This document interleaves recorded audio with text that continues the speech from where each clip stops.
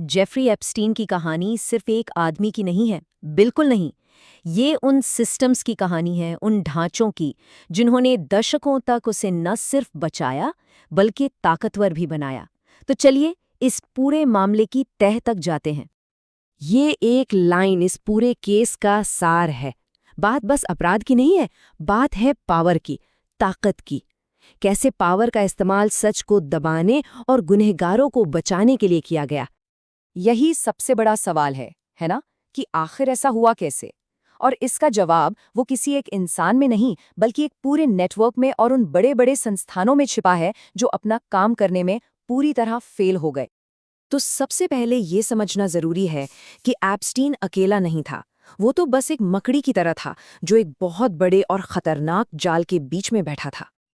देखिए, उसके जुर्म तभी मुमकिन हुए जब दूसरे लोगों ने उसकी मदद की। कुछ लोग उसके अपराधों में सीधे तौर पर शामिल थे, तो कुछ ने उसे ताकतवर लोगों से मिलवाया। और बहुत सारे लोग ऐसे भी थे जो सब कुछ जानते थे, पर उन्होंने अपनी आंखें बंद कर लीं। यहाँ एक बात साफ दिखती है। घिस्लेन मैक्सवेल जैसी उसकी सबसे करीबी सहयोगी आज जेल में है, लेकिन जीन लूक ब्रूनेल जैसे कई और भी थे जो कभी अदालत तक पहुंचे ही नहीं। उनकी मौत के साथ कई राज भी दफन हो गए। मतलब पूरा सच आज भी बाहर नहीं आया है। चलिए अब उन लोगों से आगे बढ़कर उन सिस्टम्स की बात करते हैं जिन्होंने एप्स्टीन के चारों ओर एक सुरक्षा कवच बना दिया था। एक ऐसा कवच जिसे भेद पाना नामुमकिन सा था।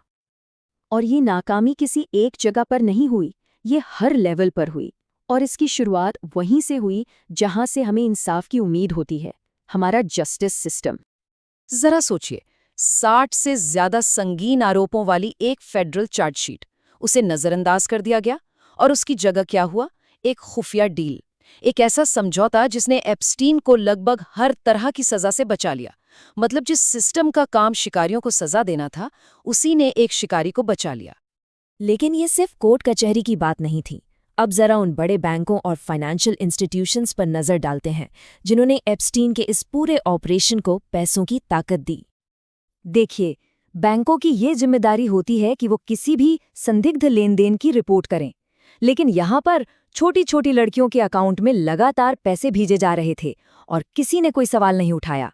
साफ है, जब कोई क्लाइंट बहुत अमीर और ताकतवर होता है तो नियम कानून शायद बदल जाते हैं। ये सिस्टम भी फेल हो गया। पैसा और पावर तो था ही, लेकिन एप्स्टीन को समाज में इज्जत और एक अच्छी इमेज की भी जरूरत थी। और ये इमेज उसे मिली दुनिया की सबसे बड़ी और प्रतिष्ठित यूनिवर्सिटी से। इन बड़े बड़े संस्थानों ने एप्स्टीन का पैसा लिया और बदले में उसे एक दानवीर की पहचान दी। उन्होंने उसकी खराब छवि को साफ करने में मदद की, जबकि वो जानते थे कि उस पर कितने गंभीर आरोप हैं। और अब हम आते हैं इस कहानी के सबसे धुंधले और शायद सबसे खतरनाक हिस्से पर। क्या इसमें खुफिया एजेंसियों का भी कोई रोल था? उस वक्त के लेबर सेक्रेटरी एलेक्स अकोस्टा ने यह चौंकाने वाली बात कही थी। सरकार के लिए जरूरी था। इसका क्या मतलब है? क्या एप्स्टीन किसी इंटेलिजेंस एजेंसी के लिए काम कर रहा था? क्या उसके पास कोई ऐसी जानकारी थी जिसके बदले उसे बचाया जा रहा था? ये सिर्फ कोई कहानी नहीं है, ये एक पूर्व मंत्री के बयान से उठा वो सवाल है जिसका जवाब आज तक नहीं मिला। अब तक हमने सिस्टम की बात की, लेकिन चलिए अब उन लोगों की बात करते हैं जिन्हें इन नाकाम सिस्टम्स ने सबसे ज्यादा तोड़ा, यानी कि पीड़ित। बहुत से सर्वाइवर्स के लिए ये लड़ाई कभी खत्म ही नहीं हुई। इंसाफ की इस लंबी और थका देने वाली लड़ाई ने उन पर ऐसा बोझ डाला जिसे वो ताउम्र नहीं उतार पाए। ये सिर्फ एक इंसान की हार नहीं थी, ये पूरे सिस्टम की नाकामी थी जो उन्हें वो सहारा नहीं दे सका जिसकी उन्हें जरूरत थी। कोर्टनी वाइल्ड और कैरोलिन जैसे कई और सर्वाइवर्स ने बताया है कि कैसे उन घटनाओं ने उनकी जिंदगी को हमेशा के लिए बदल दिया। वो आज भी उस दर्द से, उस ट्रॉमा से हर रोज लड़ रहे हैं। हाँ, एप्स्टीन की मौत के बाद पीड़ितों को मुआवजा देने के लिए एक प्रोग्राम भी बनाया गया था। लेकिन ये बात 100% सच है। पैसा उन गहरे जख्मों को नहीं भर सकता। पैसा किसी के खोए हुए बचपन को वापस नहीं ला सकता। इंसाफ को पैसों में नहीं तौला जा सकता। कुछ लोगों को सजा जरूर हुई, लेकिन ये मामला खत्म नहीं हुआ है। असल में जो सबसे बड़े सवाल हैं वो आज भी हवा में तैर रहे हैं।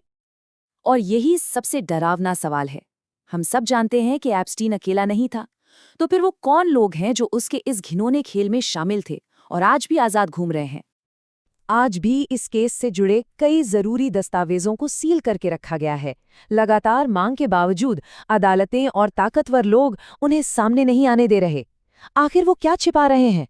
किसके नाम हैं उन फाइलों में? और यही सवाल हमें वापस वहीं ले आता है जहां से हमने शुरू किया था। क्या उन कमजोरियों को दूर किया गया है जिन्होंने एप्स्टीन जैसे लोगों को बनाया, या हम बस एक और एप्स्टीन के आने का इंतजार कर रहे हैं? और अंत में यही सबसे कड़वी सच्चाई है। अगर उन संस्थानों को ठीक नहीं किया गया जो ताकतवर और अमीर लोगों को बचाने के लिए बने हैं, तो इतिहास बार बार खुद को दोहराएगा। ये केस सिर्फ एक कहानी नहीं है, ये एक चेतावनी है।